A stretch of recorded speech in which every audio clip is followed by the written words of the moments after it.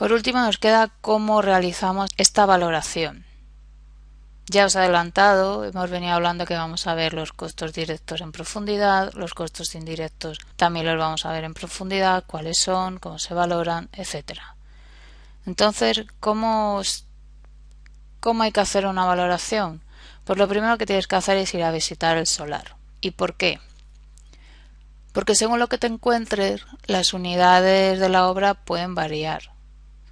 Yo me he encontrado, os voy a poner casos fáciles, llegar a un solar y comprobar que el constructor de al lado ha vertido pues como 1000 o 2000 metros cúbicos de movimiento de tierra en mi solar. Como ya no hay nadie, eso es lo que hay ahí, y como todos tenemos muchas ganas de empezar, lo más probable que además tu departamento de estudios no lo haya supervisado antes de firmar el contrato, quiere decir que te lo comes. ¿Qué te puedes encontrar más? Te puedes encontrar 2-3 grúas molestando el espacio. Quiere decir que tú vas ahora a montar tu grúa, tenías pensado que tuviera una altura o una pluma que llegara a X sitios y a lo mejor no llega, porque tienes que mantener las distancias de seguridad. A lo mejor implica colocar otra grúa, con lo cual el costo indirecto más el sueldo del gruista, que también es un costo indirecto, pero que no es solo el alquiler de la grúa, es la zapata de la grúa, el montaje, mantenimiento, supervisión, alquileres, sueldos, se te ha doblado por 2. O a lo mejor no, una se montará antes que otra y otra se montará antes que la anterior, pero ya no es el costo inicial que tú tenías previsto sentado en una mesa y un papel. Tendrás que ver la ubicación de las casetas, de aseos. Muchas veces no hay espacio, nos toca colocar una caseta encima de la otra y nos toca acceder a la de arriba con unas escaleras. Todo eso tiene un costo. No es lo mismo que esté apoyada en el suelo a que estén en vertical. En crisis las casetas la verdad que tienen un precio muy bajo, pero en la época del boom se pagaba bastante por ellas y van a estar el 80% de la obra en obra. Tendrás que haber accesos, tendrás que ver zonas de acopio, porque si no tienes de zonas de acopio tienes una complejidad a la hora de hacer la obra y organizarla y moverla. Nosotros en obra lo llamamos moverla. Si tú no tienes sitio para descargar un camión y tienes que hacerlo en una vía pública y esa vía es del ayuntamiento pertinente, pues tienes que estar gestionando ocupación de carril, señalización, señalizador, etcétera, etcétera. Tendrás una valla que a lo mejor has considerado que tenía una dimensión, igual tiene muchos más metros. Igual hay un solar al lado, eso también ocurre mucho, que amablemente o a cambio de una pequeña actuación te cede su terreno durante muchos meses. Esto es un desahogo, sobre todo si puedes hacer la rampa de acceso de camiones y maquinaria a tu cimentación. Es un gran desahogo y un avance para la producción de la obra. Igual hay zonas, no sé, a lo mejor hay una medianera donde tenías pensado pilotar, pero ya el vecino de al lado ha construido un muro. No tiene sentido hacer un pilote al lado del muro del vecino. Puedes juntar a ambas direcciones técnicas y llegar a un acuerdo que al final él ya lo tiene construido, pero a ti te va a ahorrar mucho dinero y pasa por un cambio de estructura junto con la dirección facultativa, por supuesto, pero es una gran optimización económica. Yo me he encontrado en un solar que la piscina había que enterrarla y resulta que no había terreno porque había una fuerte pendiente y tampoco había estructura pensada para sustentarla. Entonces, el solar hay que verlo, hay que ver si hay líneas aéreas que hay que quitar porque al final tarde o temprano las va a gestionar la constructora y las vas a quitar. Ya discutirás el precio o no, o te lo firmarán el primer día, que sería lo suyo, y en muchos casos es, pero te va a tocar gestionarlo y es tiempo y es dinero. Tendrás que ver las acometidas, porque también es tiempo y dinero. Sobre todo si tú estás con tu estructura o imagínate con tu edificio en yesos y empieza a llover y no tienes enganchado, por mucha bajante que tengas colocada y colector, no lo tienes enganchado por no tener acometida, pues tienes todo el edificio pingando durante muchos meses. Y esto, aparte de peligroso por los equipos eléctricos que utilizamos, es muy incómodo y te llega a paralizar la producción.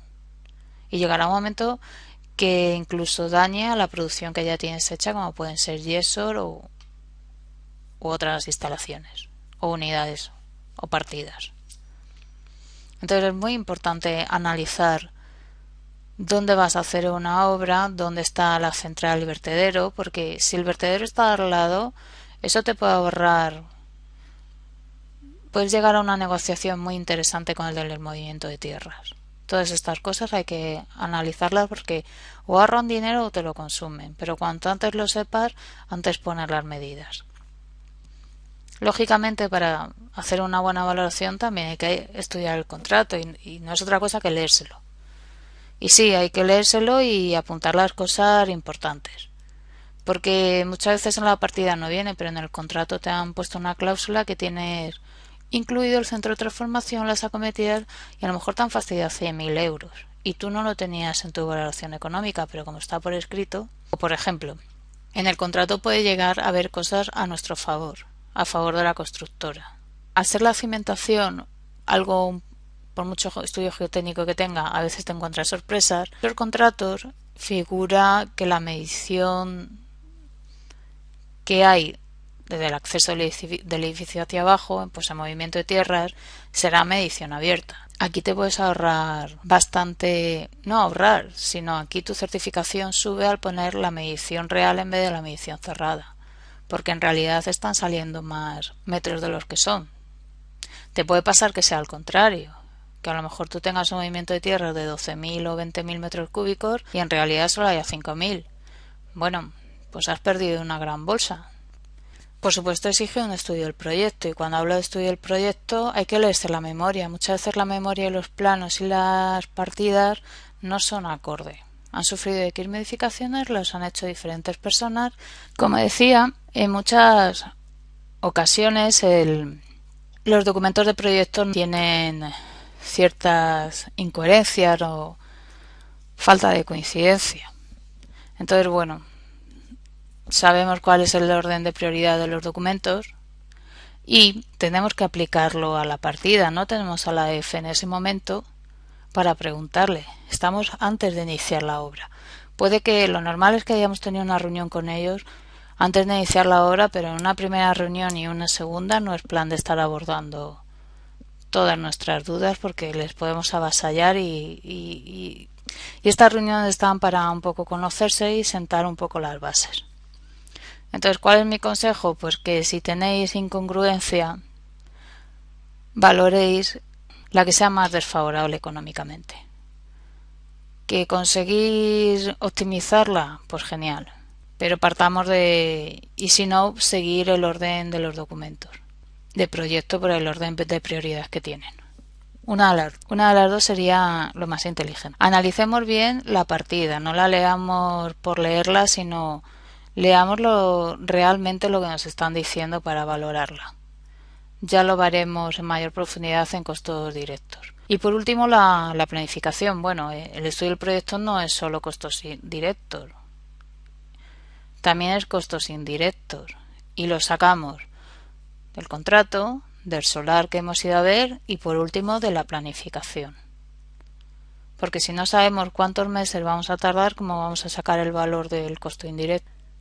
Yo os digo que con la experiencia, casi sin sacar la planificación, ya podemos saber el costo indirecto.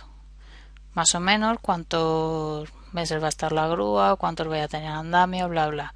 Más o menos lo sacamos. Pero si estáis empezando, pues es bastante complicado. Así es que vais a necesitar realizar una planificación de tiempos. Y además no es un trabajo en balde, os la van a pedir. Sirve en el programa informático que os comentaba también para introducir los datos. Este programa lo que hace es comparar la producción mensual que dijimos que íbamos a hacer con la que estamos haciendo. Y así pues nuestros jefes y nosotros mismos, vemos si realmente estamos cumpliendo hitos y objetivos o nos estamos desviando. Bien, pues hasta aquí la masterclass de hoy de la evaluación del jefe de obra. Lo que intento es dejar todos los conceptos claros, ahora quizás sean más teóricos según vayamos avanzando, vamos a ver cosas bastante más prácticas y algún truco y algún secreto de mucha utilidad. Si queréis dejar cualquier comentario o tener cualquier duda, seguro que vuestros compañeros lo agradecen y por supuesto yo también. Nos vemos en la siguiente masterclass. Hasta la vista.